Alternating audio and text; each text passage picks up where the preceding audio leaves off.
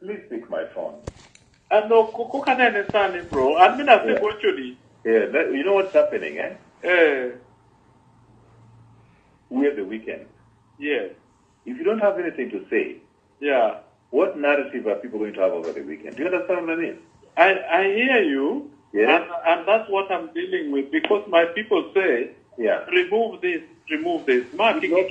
No problem. And what I'm requesting, remove anything on which you don't have consensus.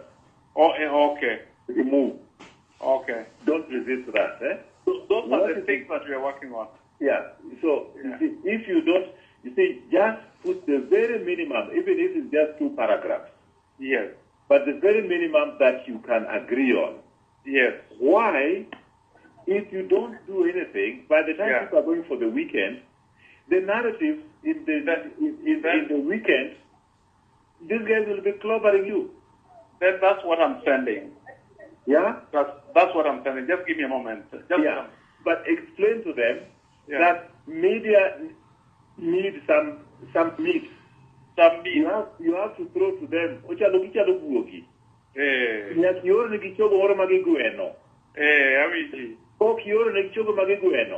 Yeah. People are going to marry Joka at a disadvantage. Absolutely. Let me just get this. To remove every paragraph, every sentence that you guys are discussing, but please, something must go. And we already talked to these guys, and they're expecting something from you. Okay. So if now we tell them you are not going to give it, and yesterday you postponed, look at this, you guys don't know what you're doing. No. Please. Okay.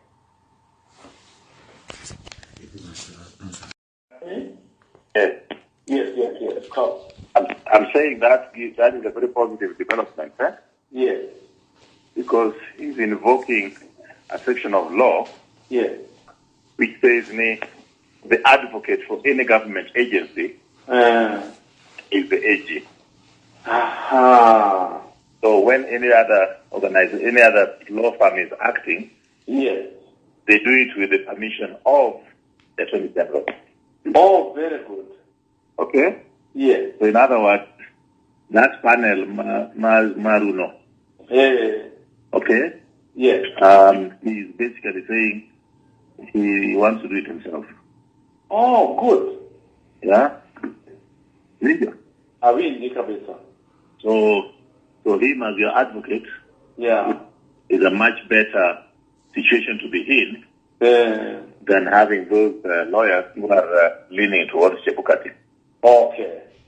Yeah, so that's basically that is a very positive development. Yes. So you should cooperate, but then when he comes, I'm going to try to reach him, but when he comes, I'll raise this with him. You're raising that thing, Mara Chebukati acting outside the law by making unilateral decisions. Yes. Now, what do you do apart from calling the plenary that you guys are asking for? Yes. Okay? Yes. You cannot stand by as the law is being continues to be subverted by Chebukati. Yes. Postponing elections. Yeah. Going to issue gazette notices at will. Yeah.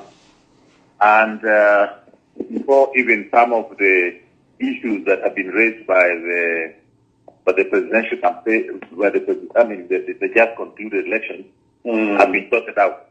Yes. So if we are going to do Mombasa and Kakamega with the same faulty architecture, right? Yeah. Then it means you are going to subvert the law knowingly. Yes. Okay? So I've talked with a few advocates and I'll get back to you what they say, but bring it up with it because unilateral action by Chebukati is illegal. Absolutely. Okay? Yeah. Now, you can cry, but you should look at the the option of him being restrained by court. Yeah. Okay.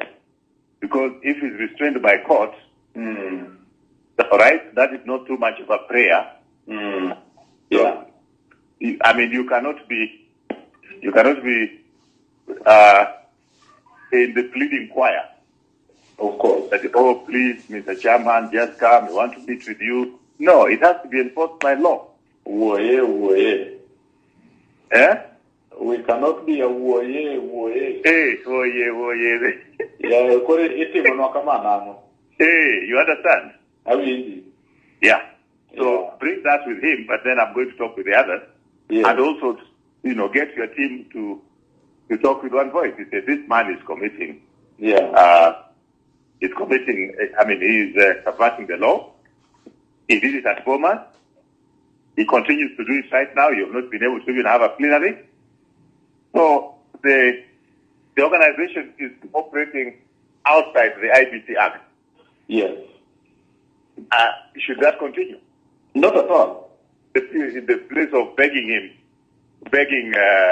this guy whether to come for a meeting or not, I think it should be enforced by law. Absolutely.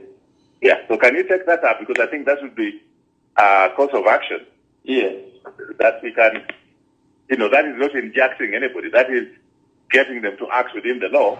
Yes. And if you get that order, that would be big news. Indeed. Yeah.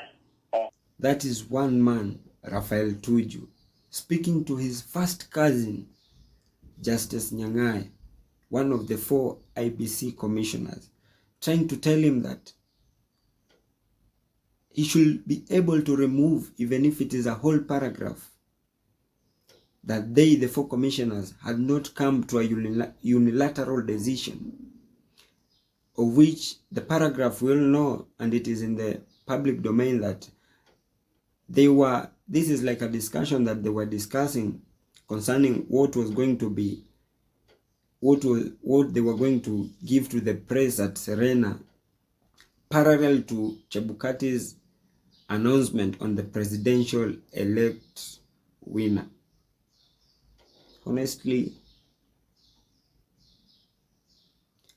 and if you've listened to the voice note carefully, Rafael Tuju's voice is heard telling him, even if it is a whole paragraph, as long as they, the 4 descending commissioners, should come to a unilateral decision, even if it will be 2 paragraphs, but the ones that they will have all agreed upon, then they will be free to air. Then this man, Rafael Tuju, is the same man who called a press 2 days later, and the media gave him airtime to admit that he truly had a private meeting at 4 a.m. prior to what Mr. Chebukati had declared at 3. He came out clearly stating that the meeting was held at 4 a.m. Just by admitting that he had a meeting with Chebukati, that is enough to send such like individuals behind the bars. Take a look of what he had to say. For many days. So I waited until 4 a.m. And that's the time when I drew the attention of somebody like Amos Wako, who is a personal friend, and a few others, that we should go and confront him. Rafael Tuju goes ahead to bring to us the attention of the former Busia senator, Amos Wako. And we all know that Amos Wako is not just an ordinary person. This man is a senior counsel.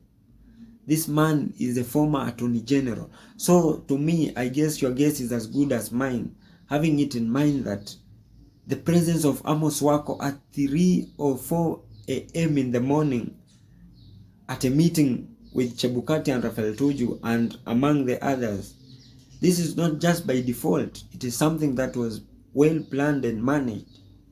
And just to add on something before I forget, what many people don't know is that Amos Wako is the husband to the Deputy Chief Justice Philomena Mwilu.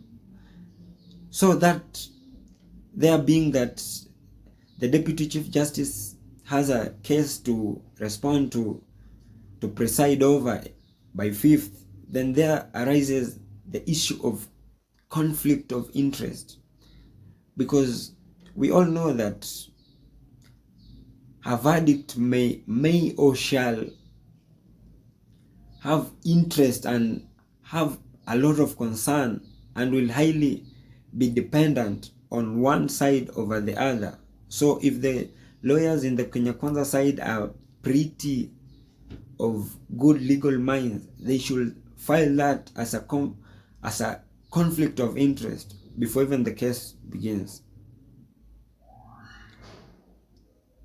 As I conclude, because as we continue dissecting on this issue, I feel that the more I go on, is the more that the story gets deeper and very interesting. Kindly please, if you're watching me from a different platform, kindly please just head on to YouTube, search for Mohamedi Sudi, Mohamedi with a double M, Sudi with a double D. I'll be the right first person to pop up. Kindly please click on the subscribe button so that you can just help my channel to grow. This is a channel that I've decided we shall be laying all facts with a level playing field, whether political, whether social, whether economic, and so forth. We shall be laying them without any biasness. Kindly please, if you've been watching me and you've not subscribed, kindly please feel free to take a second or two to click on the subscribe button, so that each and every time that I upload a new video, it will automatically reflect on your notification panel. Let me end it at that point for today. Thank you, and may God bless you.